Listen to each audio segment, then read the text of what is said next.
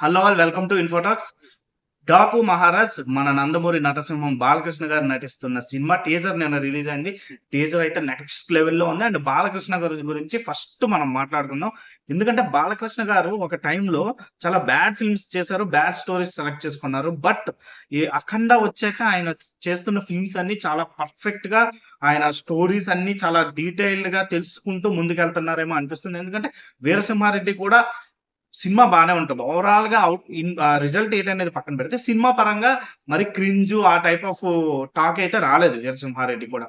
70% మంచి ఫిల్మ్ గానే టాకొచ్చింది. అండ్ బానే అనిపిస్తది. ఒక 70% ఫిల్మ్. అండ్ ఆ తర్వాత వచ్చిన 'భగవత్ కేసరి' అయితే పక్కాగా ఆయన ఏజ్‌కి తగ్గ రోల్ చేశారు. చాలా బావుంది. అవుట్‌పుట్ కూడా బావుంది. రిజల్ట్ కూడా బావుంది. So, 'Bhagavanth Kesari' okay. But 'Daaku Maharaaj' teaser వచ్చేసరికి మాత్రం ఆయన స్క్రీన్ ప్రెజెన్స్ గాని, ఆయన ఆఫ్‌లైన్‌లో ఆయన స్టోరీ సెలక్షన్ అనేది మనకి స్క్రీన్ మీద క్లియర్‌గా కనిపిస్తుంది. ఆయన కళ్ళల్లో కాన్ఫిడెన్స్ తెలుస్తుంది. అంటే ఒక మంచి ఫిల్మ్‌తో మీ ముందుకొస్తున్నాను అన్నట్టు క్లియర్‌గా కనిపిస్తుంది.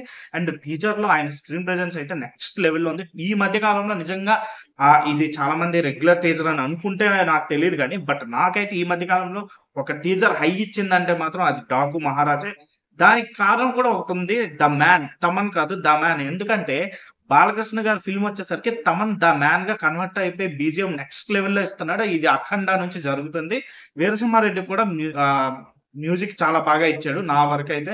అండ్ 'భగవత్ కేసరి' కూడా చాలా బాగా ఇచ్చాడు. దీనికి కూడా టీజర్‌లో అద్దిరిపోయే బీజీఎం ఇచ్చాడు. బాలకృష్ణ గారి ఇంట్రడక్షన్ అప్పుడు ఒక థీమ్ మ్యూజిక్ వచ్చింది. సూపర్ అది.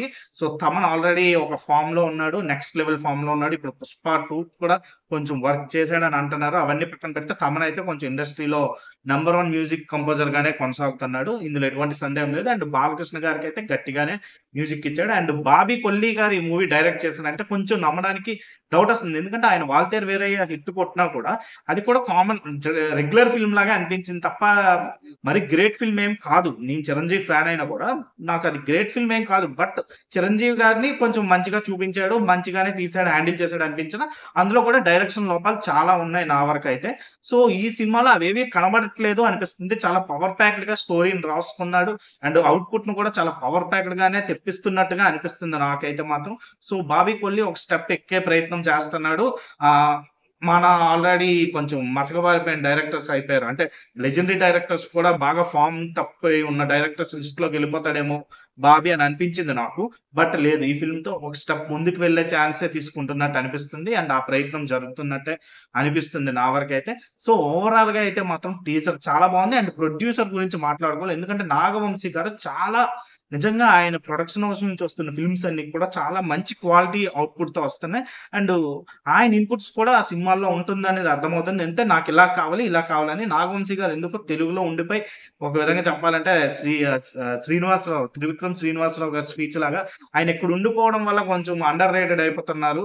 లేదు అంటే ఆయన ఆల్రెడీ పెద్ద ప్రొడ్యూసర్స్ ప్లేస్‌లోకెళ్ళొచ్చు. అంటే ఫర్ ఎగ్జాంపుల్ 'యాష్ చోప్రా' ఆ రేంజ్‌కెళ్ళొచ్చు. ఆయన 'యాశ్రాజ్ ఫిల్మ్స్' ఆ రేంజ్‌కి తీసుకెళ్ళగలరు. 'సితార ఎంటర్‌టైన్‌మెంట్స్' బట్ ఆయన తెలుగు నుంచే ఇది చేస్తారని నా వరకు నాకనిపిస్తుంది. ఎందుకంటే నెక్స్ట్ 'అల్లు అర్జున్', 'త్రివిక్రమ్' గారి కాంబినేషన్‌లో కూడా ఫిల్మ్ ఉంది.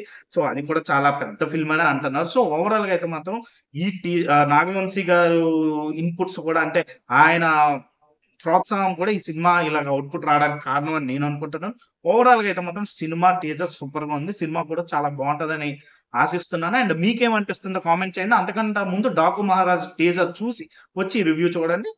కామెంట్ చేయండి. Thank you. బాయ్.